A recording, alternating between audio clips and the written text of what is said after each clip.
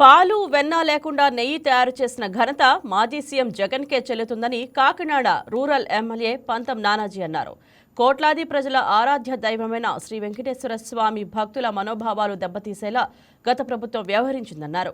శ్రీవారి లడ్డూ ప్రసాదంలో వినియోగించే నెయ్యి కల్తీ జరిగిందని చెప్పడానికి కూడా మనసు రావడం లేదన్నారు.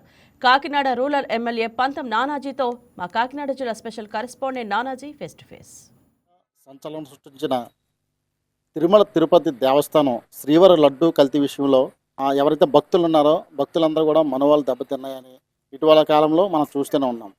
అయితే దీనికి సంబంధించి గత ప్రభుత్వం వైసీపీ ప్రభుత్వంలో ఉన్నప్పుడు ఏదైతే కల్తీ నెయ్యి ఉన్నదో ఆ కల్తీ నెయ్యి సంబంధించి ఇరుపక్షాలు కూడా వాదోపవాదాలు చేసుకుంటున్నారు.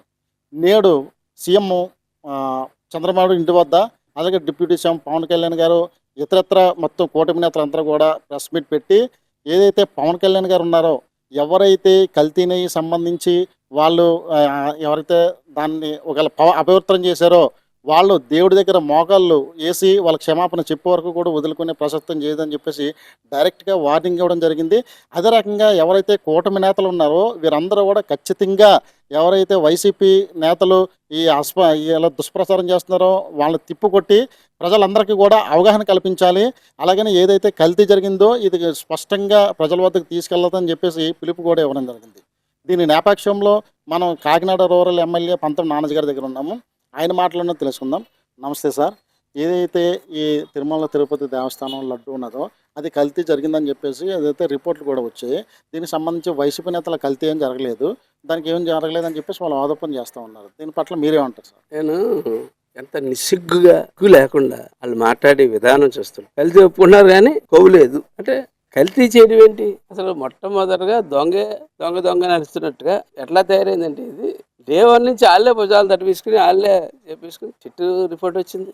నేషనల్ డైరీ డెవలప్మెంట్ బోర్డు నుంచి రిపోర్ట్ ఇచ్చింది. అందులో కొన్ని రసాయనాలు ఉన్నాయన్న, రసాయనాల్లో ఫిష్ ఆయిల్ ఉందన్నారు, పందికి ఎక్కువ ఉందని చెప్తా ఉన్నారు. 70-80% పామాయిల్ అంటున్నారు. అసలు పాలు, పెరుగు, వెన్న లేకుండా నెయ్యి అసలు ప్రపంచం మీద అద్భుతం. ఒక అద్భుతాన్ని సృష్టించగలంత ఎదవ జగన్మోహన్ రెడ్డి ఒకటే.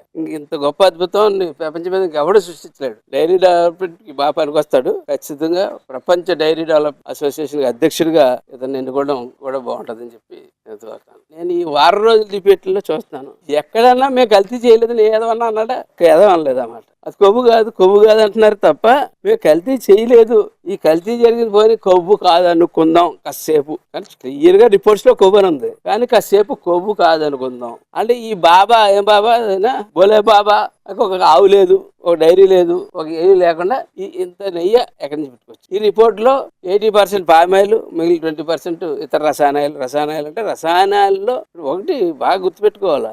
మరి ఎక్కువ దీన్ని చేస్తే భక్తులు మనోభావాలు కూడా దెబ్బతిని ప్రమాదం. సంవత్సరం నుంచి ఎలాంటి ప్రశాంత్ తినాలండి ఎంతో మంది మనకు తెలియకుండా క్షోభ అనిపిస్తారు. దాన్ని కూడా ఒక రీతిలో ఆలోచించుకోవాల్సిన అవసరం ఉంటే ఊరికి వారం రోజుల నుంచి వాళ్ళు తప్పు చేసి మనం ఏదో తప్పు చేసినట్టు మాట్లాడుతుంటే తిరిగి మాట్లాడాల్సి వచ్చింది తప్ప భక్తులు మనోభావాలు తీసి ఆలోచన మాకు ఎప్పుడు లేదు. వాళ్ళు మరి పొద్దున్న మసీదులో ఎక్కడన్నా బిర్యానీ ఉన్నప్పుడు తేడా వచ్చినా మేము ఎలాగే రియాక్ట్ అవుతాం. చర్చిలో ఏమైనా కేకులు తిట్టినప్పుడు మేము ఎలాగే రియాక్ట్ అవుతాం.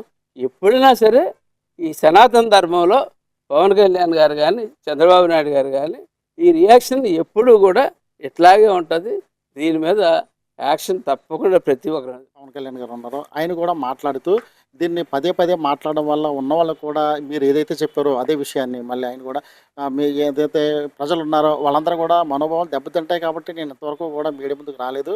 ఎందుకంటే పదే ప్రసాదాన్ని మనకు ఉన్నది చెప్పడం వల్ల కూడా బాగోదు కాబట్టి అయినప్పటికీ కూడా వాళ్ళ దుష్ప్రచారం ఎక్కువైంది కాబట్టి నేను రావాల్సి వచ్చిందని చెప్పేసి అన్నారు. అదే రకంగా మీరు కూడా సేమ్ అదే అంటున్నారు సార్. అది దీనికి సంబంధించి అంటే ఒక స్టాప్ చేయాలంటే ప్రజలకి చేయాలంటే ఏ విధంగా చర్యలు తీసుకుంటే బాగుంటుంది? పవన్ కళ్యాణ్ గారు ఎంత మనోవేదన చెందారో నాకు తెలుసు ఈ సబ్జెక్ట్ మీద. ఆయన బయటకంటే 10 మందిలోని భక్తులు అంటే ఇందులో సెన్సిటివ్గా ఉంటారు చాలామంది భక్తులు. భగవంతుడిని నమ్ముకున్నటువంటి వాళ్ళు చాలామంది చాలా సెన్సిటివ్గా ఉంటారు. వాళ్ళంతా ఏమైపోతారేమో అని భయం.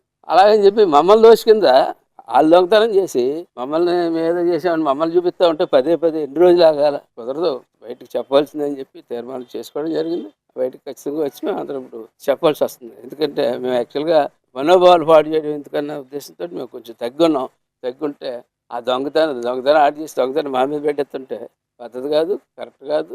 రేపు చర్చిల్లో మొదలెడతాడు, మసీదుల్లో మొదలెడతాడు. కులం ఏంటి, ఒక మతం ఏంటి, అతనికి దానికి ఏం సంబంధం ఉంటుంది. అతను డబ్బు కావాలంటే డబ్బుతోటి ఏదన్నా చేయగలని అతను అనుకున్నాడు. భక్తులకి అందరికీ కూడా దీన్ని ఇక్కడితోటి ఆపేస్తే వాళ్ళు ఎవరైతే శిక్ష కూడా వేస్తామని చెప్పేసి అన్నారు, ఎవరైతే దోషులు ఉన్నారో వాళ్ళు కూడా వదిలిపెట్టమని చెప్పేసి ఎమ్మెల్యే గారు చెప్తున్నారు.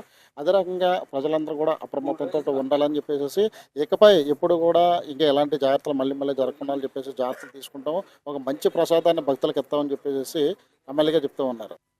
మరి మన ఉదయ భాస్కర్తో నానాజీ, కాకినాడ రూరల్. దేశవ్యాప్తంగా సంచలనం సృష్టించింది. హాయ్ వ్యూయర్స్, ఈ వీడియో మీకు నచ్చినట్లయితే లైక్ కొట్టి షేర్ చేసి వైకే టీవీని సబ్స్క్రైబ్ చేసుకోండి.